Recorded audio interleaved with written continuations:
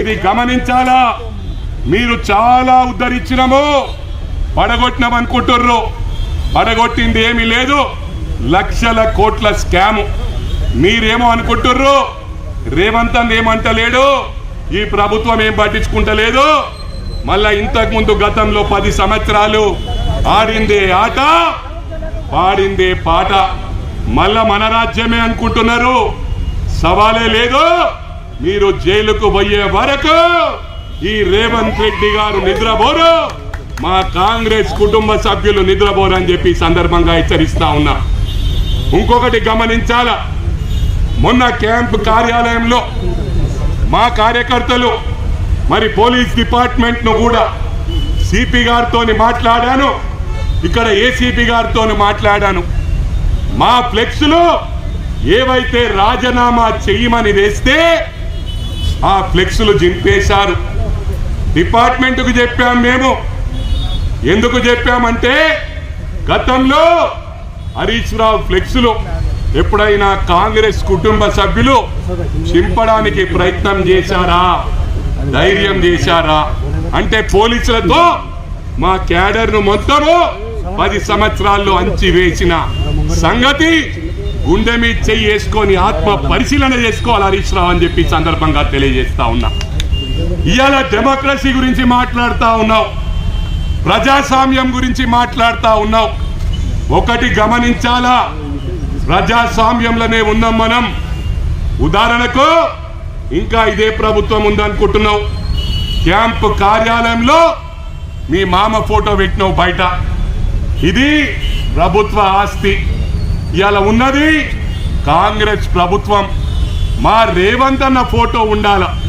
ఇప్పటికైనా నువ్వు ఇంకా ప్రభుత్వం ఉందని అనుకుంటే హరీష్ రావుకు గుర్తు చేస్తున్నా, రేవంత్ రెడ్డి మా గౌరవ ముఖ్యమంత్రి ఫోటో ప్రతి క్యాంప్ ఆఫీస్లో ఉండాలి. గతంలో ఏ కాంగ్రెస్ ఎమ్మెల్యే ఉన్నా కేసీఆర్ ఫోటో ఆ గౌరవ ముఖ్యమంత్రి, గత గౌరవ ముఖ్యమంత్రి ఫోటో ఉండే. అది నీకు తెలియదా?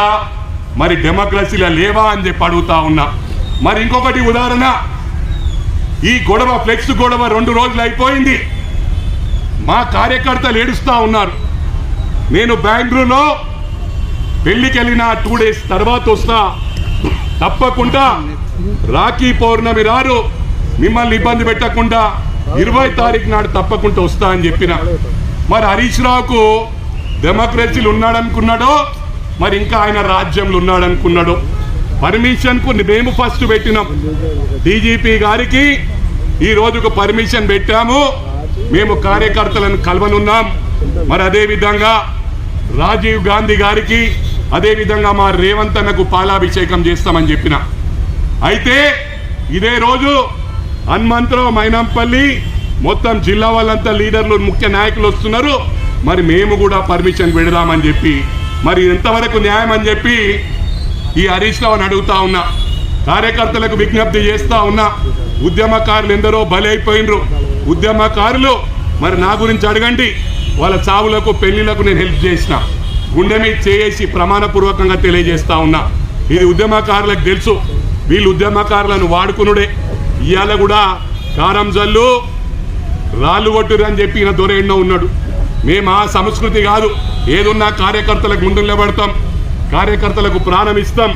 కార్యకర్తల కన్నా ముందు మేముంటాం తప్ప ఎనుకుండి రాజకీయం చేసి మ్యాచ్ బాక్స్ దొరకలేదని ఆనాడు శ్రీకాంత్ చారి ప్రాణాలు కోల్పోయిండు. ఆయన దలగబెట్టుకుండు. 1200 కుటుంబాల ఉసురు ఈ కలువకుంట్ల కుటుంబానికి హరీష్ రావుకు తాకనున్నదని చెప్తా ఉన్నా. మరి అదేవిధంగా రంగనాయక్ సాగర్ పేరట అక్కడ పేద రైతులది భూమి కొనుక్కొని ఫామ్ హౌస్ చేసుకున్న ఘనత ఈ హరీష్ రావు అని చెప్పి సందర్భంగా తెలియజేస్తా ఉన్నా.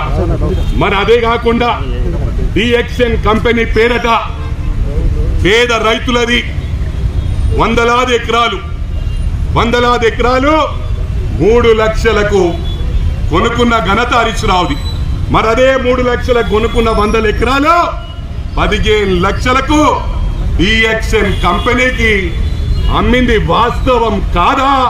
ఇది 100 కోట్లు 1000 కోట్ల కుంభకోణం అని చెప్పి సందర్భంగా తెలియజేస్తా ఉన్నా. మరి అదేవిధంగా 58, 59 జీవో ప్రకారం మరి ఎన్నో స్కాములు చేసిరు. పేర్లు చెప్పుకుంటూ పోతుంటే హౌసింగ్ బోర్డు ఇవన్నీ చెప్పుకుంటూ పోతే అందరు ఆకలితో ఉన్నారు, మాటలతో సంపేదలుచుకోలే. హరీష్ రావుకు ఒకటే చెప్తా ఉన్నా, సిద్దిపేటకు గడిగడి వస్తుందని, మెదక్కు గడిగడి వస్తావు, నర్సాపూర్ పోతావు, రాష్ట్రం అంతా తిరుగుతావు. సోనియమ్మ మా తల్లి తెలంగాణ ఇచ్చినప్పుడు తెలంగాణ నీకు రాసిచ్చిందా, నీ అబ్బ సొత్తా అని చెప్పి అడుగుతా ఉన్నా. సిద్దిపేట నీ అయ్యా జాగిరా అని అడుగుతా ఉన్నా. సిద్దిపేటకు ప్రతి ఒక్కసారి వస్తాం, అవసరమైతే ఇండే మకాన్ వేస్తాం. నువ్వు ట్రంక్ డబ్బా పట్టుకొని తోటపల్లికి పోయే వరకు వెంటాడుతామని చెప్పి మరోసారి విజ్ఞప్తి చేస్తూ, ఒకటే మీరు రాజీనామాకు సిద్ధమా అని అడుగుతున్నా. హరీష్ అన్న రిక్వెస్ట్ చేస్తున్నా, ఇది 200% అమలు చేస్తున్నాం. నేను ప్రజలందరికీ విజ్ఞప్తి చేసిన, ఏ గ్రామం ఇబ్బంది అయిందో ఆ గ్రామం నుంచి పిలుపొస్తే మేము వెంటనే పోయి టెక్నికల్ ప్రాబ్లం ఏముందో సార్ట్అవుట్ చేసి 200% చేస్తా. ఈ సబ్జెక్టు పక్కన పెట్టేయి, అది 100% నేను ప్రామిస్ చేస్తున్నా. మా వాళ్ళందరూ కూడా అందుబాటులో ఉంటారు, 200% మేము చేస్తాం. మరి నీ సంగతి అడుగుతా ఉన్నా. ఊకై హనుమంతరావు గారు వచ్చి ఏదోటి మాట్లాడుతుంటాడని.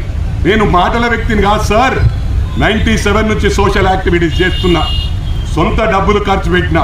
మీరు సొంత డబ్బులు కాదు, ట్రంక్ డబ్బాతో వచ్చి లక్షల కోట్లు దోసుకున్నారు, లక్షల కోట్లు అప్పు చేసిండ్రు. నేను ఇది పడగొట్టినా అది పడగొట్టినా అంటున్నారు. నీ సిద్దిపేట ప్రజలకు విజ్ఞప్తి చేస్తా ఉన్నా, ఏవైతే మాట ఇచ్చినామో